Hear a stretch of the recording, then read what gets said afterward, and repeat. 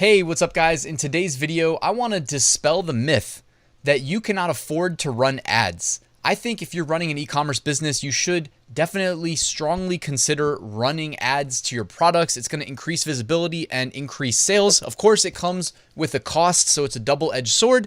In this video though, I want to talk you through the details about running ads and hopefully change your mind about considering running them, even if you're strapped when it comes to your budget. I will talk you through why I think even if you don't have a lot of money to throw at ads, it's still something that you can make work. So let's get into it.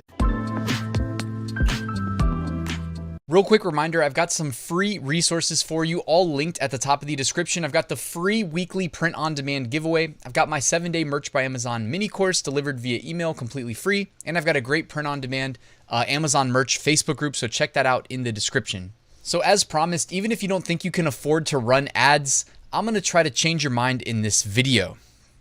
The first strategy that I want to talk about is lowball bids. This is where you're essentially bidding pennies. Okay, if you're running standard sponsored product ads, you can get away with bidding 2 cents per click. That is the lowest you can bid. It is very hard to get your budget spent when you it's an auction system, right? So the more you bid, the higher priority placement you're going to get with Amazon actually showing your ads to customers and, customers clicking your ads, you getting eyeballs on your products and hopefully making some sales. But the more you spend, when I say spend, it's really the more you bid. I want to watch my terminology there because you can spend a lot with low bids if your ads are getting shown, but the lower your bids, the less people are going to see your ads, okay?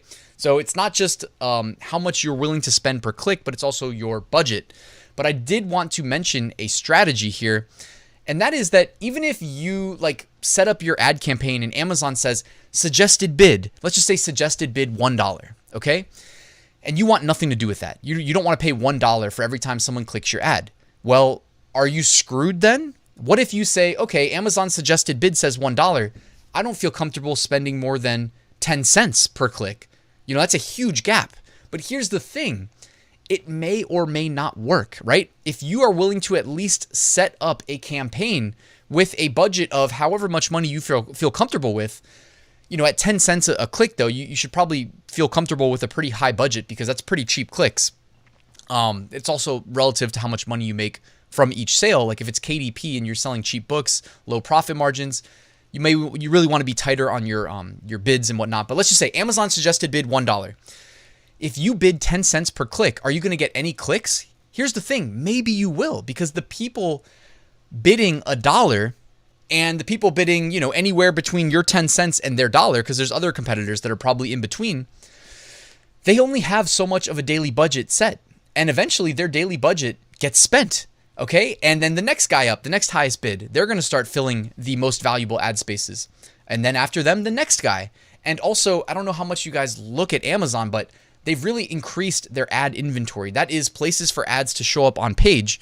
And I don't think I've seen it really ever, that they kind of have spammy ads where the same product is listed a bunch of places on the page, like maybe a few times, but not all the time.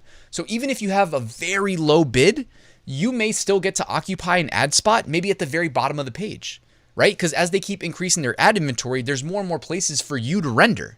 And if it's between you or showing the same product that's already been shown twice on the page or 3 times on the page, you may actually get that spot for 1/10 of the bid.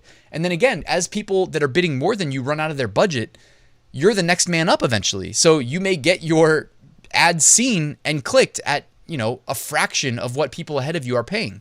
So it is absolutely worth considering setting up lowball bids.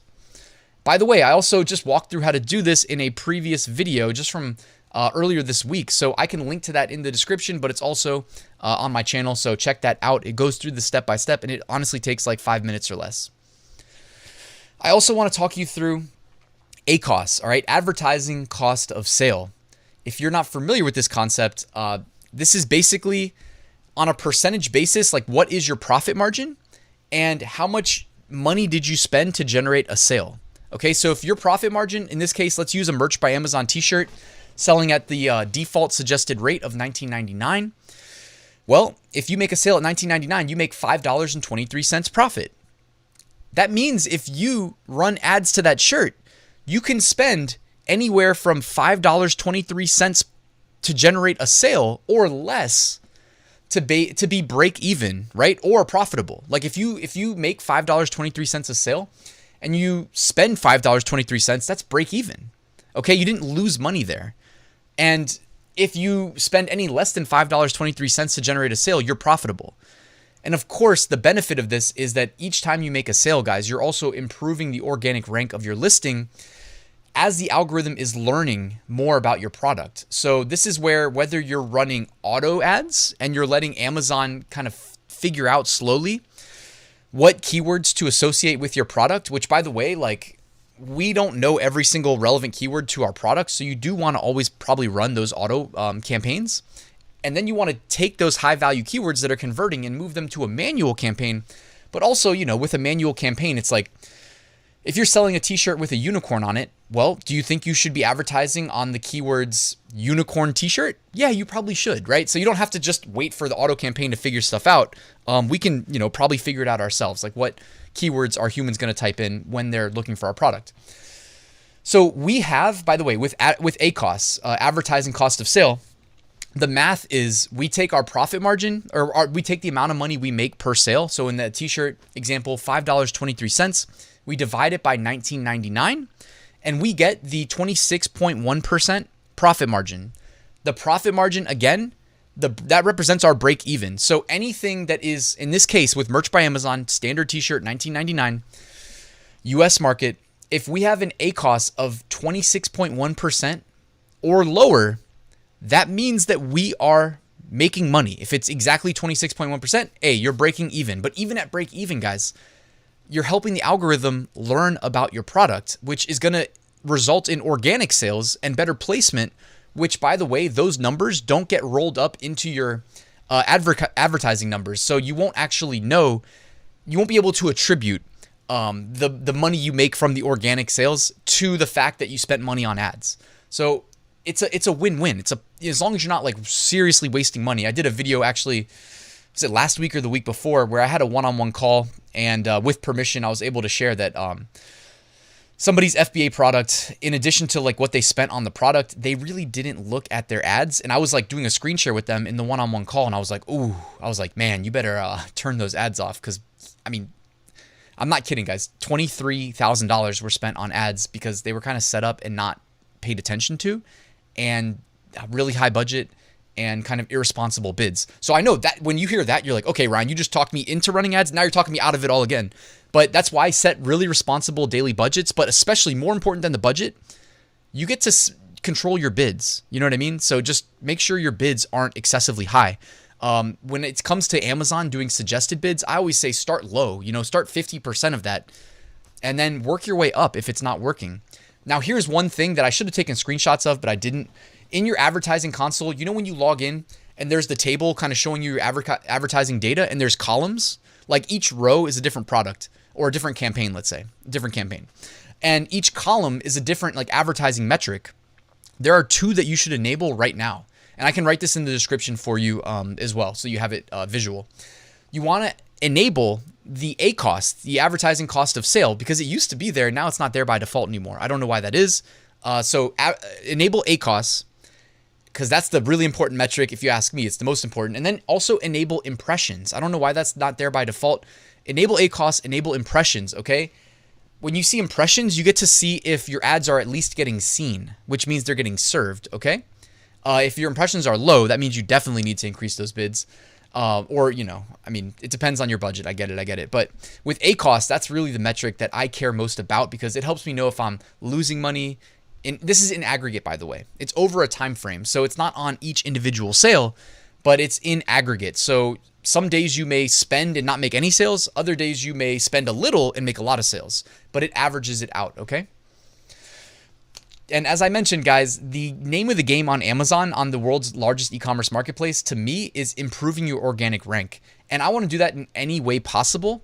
Advertising is absolutely a method that works. And what's cool is, when you run ads too, you get a little bit of data off of Amazon. They don't like to offer up data very often, but when you run ads, like I said, you can see impressions.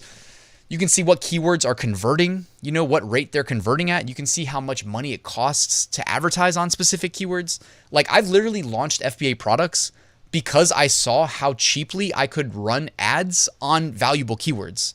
And you can actually do this without launching the product itself. You can go into the advertising console, type in keywords, and look at the Amazon suggested bids. If they're really low, that's an indicator that, hey, you might be able to like make some good money here. I mean, it's all relative to how much profit you make per sale. And if your listings are good. If your listings suck, you're going to, convert at a lower rate. So it's going to cost you more money. These are all things that factor in. Hopefully I'm not throwing too much at you, right now, but like it's a learning curve, but it just gets easier over time, just like anything else in life. So don't be scared to run ads on Amazon. Guys, thank you for watching this video. Please check out my Merch by Amazon full course, where it gets you access to my full advertising course, niche research, design, everything, guys, automation, obviously a ton of Merch by Amazon specific content as well, walking you through how I went from tier 10 to tier 200,000. You can find out more in the description. But guys, thank you for watching. Please hit that like and subscribe button if you haven't already, and I'll see you tomorrow with a new video.